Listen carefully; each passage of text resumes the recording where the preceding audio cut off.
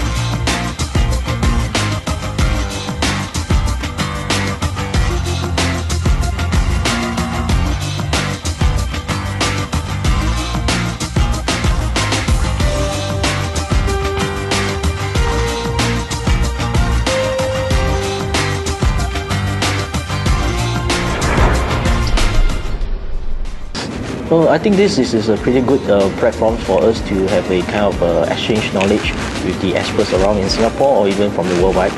I think the speakers are very well versed in what they do. I think the speakers were selected really well based on, well, I guess, their experience in terms of implementing BCM. The culture is different than the Western culture. I know from the Western culture, I don't know much from the Eastern culture, and I hope to learn the differences in vision about disasters, about the crises.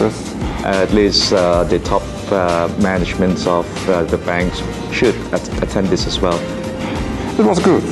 Next Congress, I hope it can be held in my country.